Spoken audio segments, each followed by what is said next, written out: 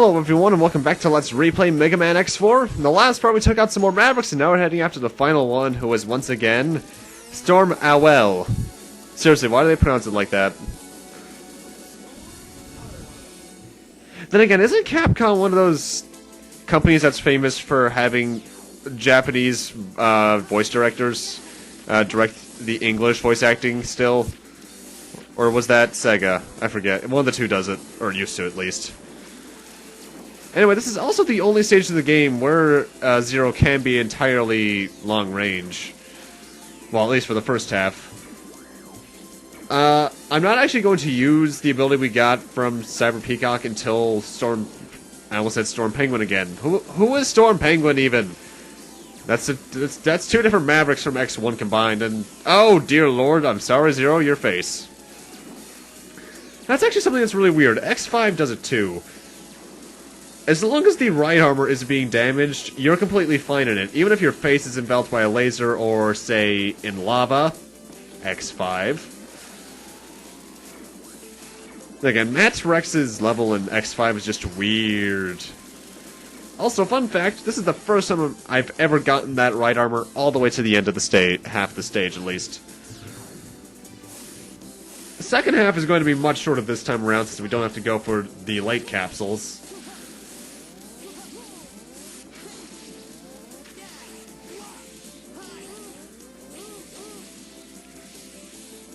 I do have to say that I think all these lasers is kind of overkill.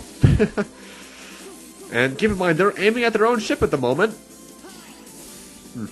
Anyway, time for the mini-boss, who is miles easier as Zero. Because, like the ice boss back at Storm Walrus' stage, it is very susceptible to Rio Engine. Zero is just really good for mini-bosses for some reason. Mavericks, it depends on the one, honestly.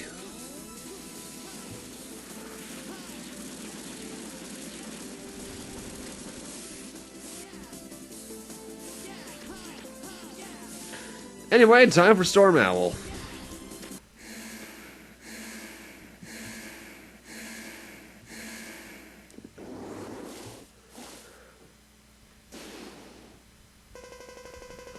Why did you judge us as Mavericks? Wait! Stop the coup! No, we're justified in doing this. Reese? What does my voice do sometimes? I don't get it. Anyway, that's Raku Ho-Ha that we got from Cyber Peacock. As you can see, it's not that effective against him. For Storm Owl, I would only recommend using it against him if you want to stun him out of attacks. And it's also in this run that we actually finally get to see some new attacks. He has that little Storm Ball attack there. If I think he can get hit by that, he'll get paralyzed momentarily. He has that weird little attack right there, which he can do from either the lower corners or the upper ones, where he'll send feathers down in those three trajectories.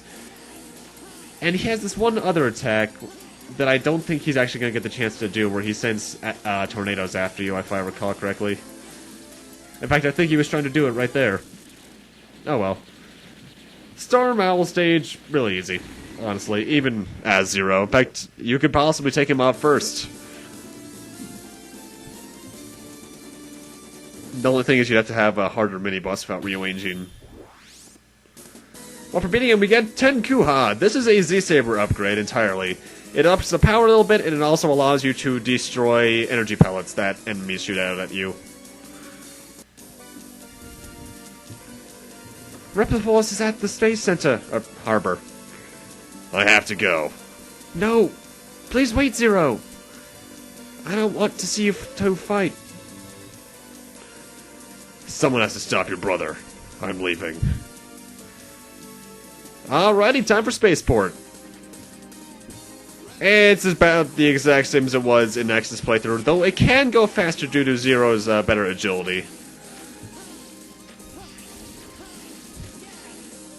I'm telling you, that jumping spin slash is just broken beyond belief no matter what game it's in. In fact, it's pretty much the best way to attack enemies in Super Star Wars. Boss fights, that's a different story entirely in that game, in those games. But my god, those games are so hard.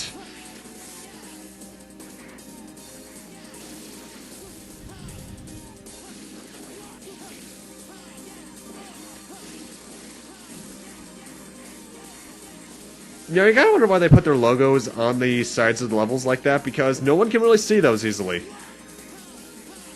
Then again, that's just the perspective getting into play there, and that's never a good thing to bring into games. Anyway, same as X's playthrough, it's time for Colonel. As an actual boss fight this time and not an anime cutscene.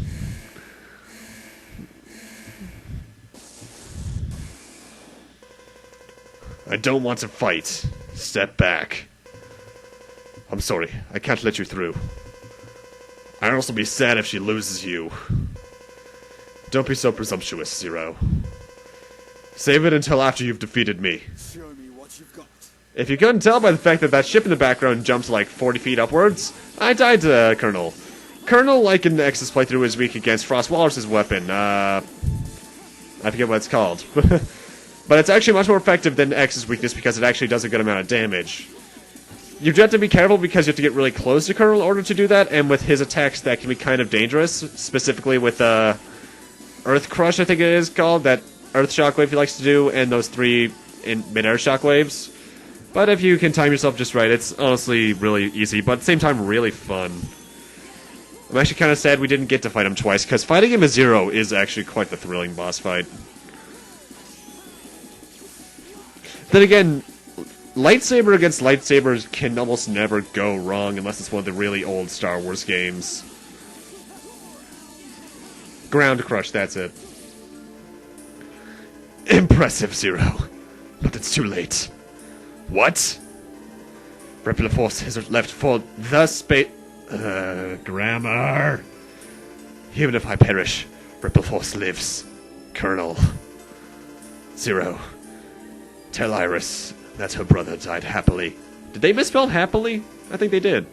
Goodbye, Zero. Colonel! Colonel! My Zero voice is almost entirely like Solid Snake's, huh? Anyway, Colonel's dead. Hopefully this doesn't have any negative repercussions against us towards Iris. And she's gone. Great. They've left for outer space. Scramble all Maverick Hunters. Iris, where are you? Iris! She left with them? No! Maverick Hunters, scramble! I'm on my way! Don't do this to me, Iris. Time for the second to last stage, which is almost entirely the same, except we don't get the in-anime cutscene at the start. Though I do have to wonder what the hell is in the background. I had never noticed that until now. What the? Is that a heart? What the? It's weird things you notice when commentating over stuff. And weird stuff that happens to you, like in Max Payne when that guy got stuck in a door. That was a weird episode. Part thing. Anyway, we fought double here in the X playthrough, but I wonder who we're gonna fight here now. Oh shit. Oh dear.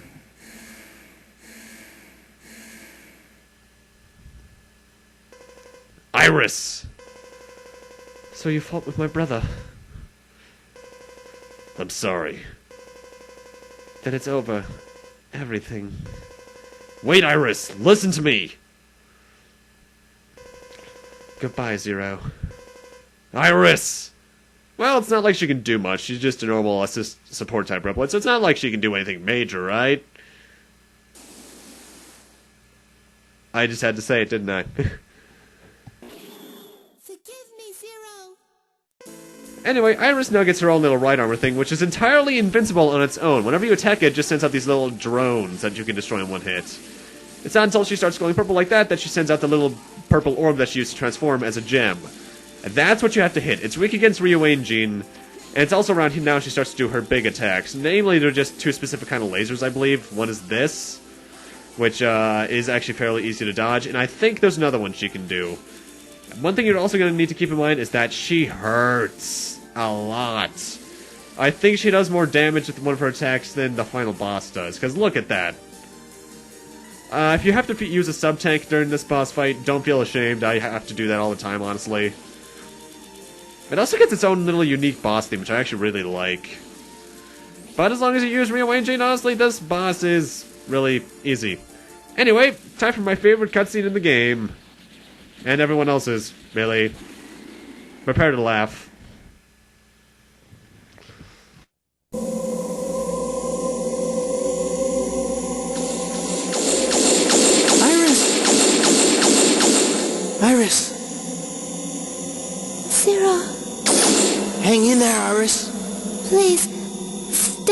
Replifos, let's live together. In a world where only Reploids exist. Iris, there's no world just for Reploid. It's only a fantasy. Yes, I know, but I wanted to believe it. I wanted to live in a world where only Reploids exist. With you. Iris!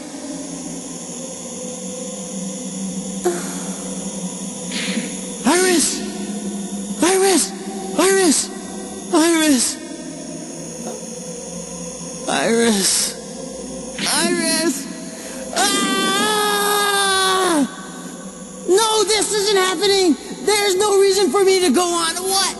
What am I fighting for?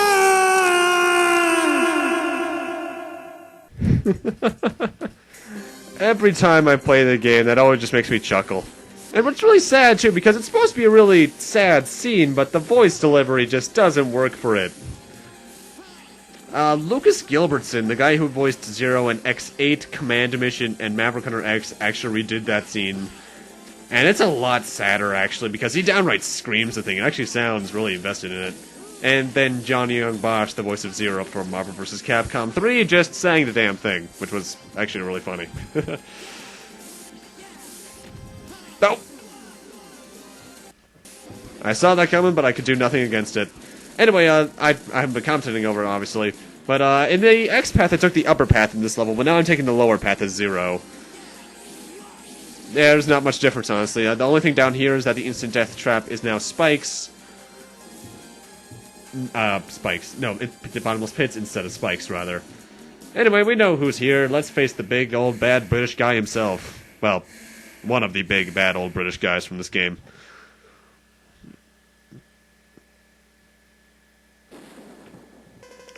General! Many died because of you. Those lives are on your conscience. Independence always has a high price. What about Iris? Did you forget about her? I have no regrets. Come on, Zero. Show me your true power. Another voice clip I actually really like. Now, if you recall correctly, back in the X playthrough, I absolutely hated this boss, but as Zero, it's honestly not as bad. My only flaw with it is the fact that you have to get really close to him, and his hitbox is huge, so for Zero, that's kind of a bad thing. He's weak against the weapon we got from Storm Owl, so pretty much just slash him. But doing it with the mid-air spin slash is the best attack you could do, because it really shaves down his health quickly. It's also in this fight that he decided to actually dip down a bit and fly to the other side, so you'll finally get to see that. If Zero just had more ranged attacks, honestly, I wouldn't have as many problems with this fight, but it's still easier as Zero. This is one of the few fights that actually is. Because most of the game is harder as Zero, I'll give it that, except for, well, if you played Mega Man Zero as often as I have, it's not as hard. Anyway, here he is finally flying over to the other side, and if you can stay as high up on the wall as you can and not get caught in his hitbox, you can actually get a lot of cheap shots. Just don't get too cocky like I did right here. Whoops.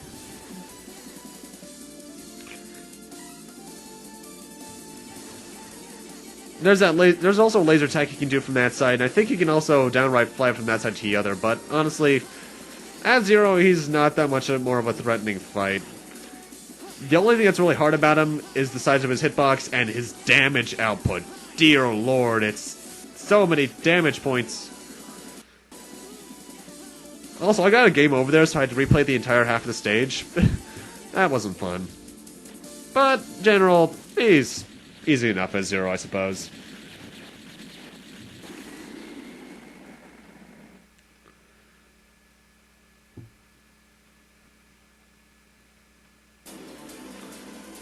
What is this? What happened? No, this weapon can't be working. General, what's wrong?